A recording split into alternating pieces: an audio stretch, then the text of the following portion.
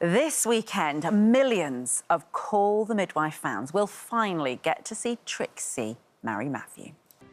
You're so funny. Olly Rix is here, who plays Matthew, of course. This is the big moment. Yeah. Now, you went to extraordinary lengths, I'm told, on the day of filming this to make it, I mean, as real for you as the groom as it could be. Tell us about that. I find it mind-blowing.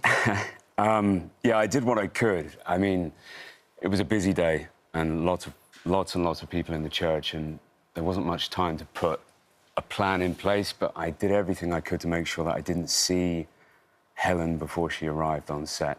I had no idea what the dress was going to look like, and I spoke to the guys dropping us down there, and I said, look, please make sure we don't cross paths. I don't want to see her until I see her walking down the aisle. And amazingly, it worked, and it was a bit of a sort of heart-stopping moment. That's I mean, I think that's astonishing that you did that. So when we see on Sunday night the moment, presumably the shot of you turning around as Matthew and seeing Trixie, that is I mean, that's not rehearsed. Like that's how you reacted. Yeah, yeah. And was it emotional for you? I mean, did you feel it? Yeah, for sure. I mean, I think I felt a lot of responsibility towards Helen and Trixie. Helen's been doing the show for over a decade. Yes. You know, she's a really much-loved character, and I just wanted to do what I could to sort of safeguard the day and make sure it was about her and a good day for her. And do you find that when you're wandering around as Olly Rix, that people just go, listen, make sure you look after her? Yeah, for sure. She's our treasure, our They've eased off a bit. The first couple of series when they couldn't work me out or whether you were going to mess her around. Stick around, yeah. Yes. So I get a lot of warnings, but yeah, people are just excited now. Yeah, and now it's interesting, isn't it? Because I think it moves into the 70s, doesn't it? I think in the next series, and you're obviously in it. What I find fascinating is sort of, obviously, you've seen the changing role of women, how society changed around their preconceptions and their biases and so on. I wonder whether, because Matthew is very well-heeled, he's well-to-do, isn't he? Is there any tension, do you think, between, because often women did give up their jobs once they married and so on. Do you know if that's going to be explored in any way?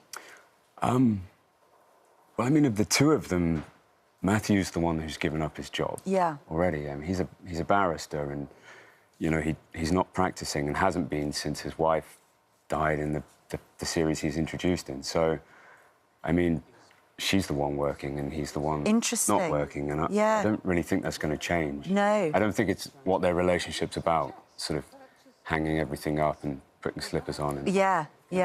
And I know that as you say, for Helen George, being in the church, she was actually, it's one of those rare occasions where the entire cast that she's worked with for a decade are all in the same scene at the same time. Yeah. So how was she? Could you tell that Trixie herself was feeling a lot, and Helen herself was feeling it on the day? Yeah, I think so.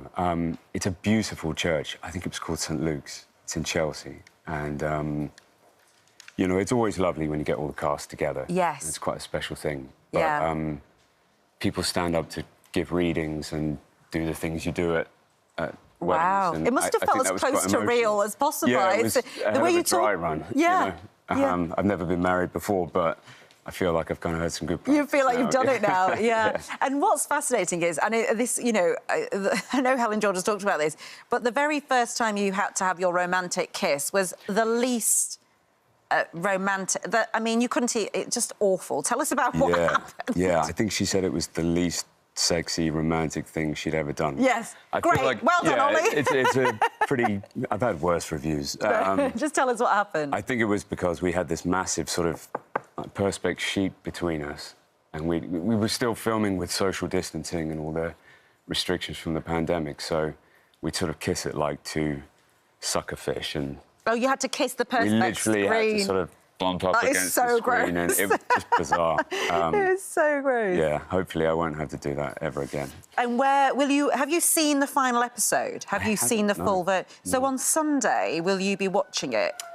I think I probably will, yeah. I don't normally watch things I'm in. Because it's difficult to watch yourself back, I guess. Once you've done it, you've done it. Yeah, it's not yours anymore. You know, No. it belongs to the audience. Then. It really does. So, it really does. But well, I think I will this time. Yeah, well, congratulations on making Trixie happy. It's what we all wanted. Thank Call you. the Midwife continues on Sunday, 8 p.m. on BBC One. Thanks so much, Olly. Lovely to meet you.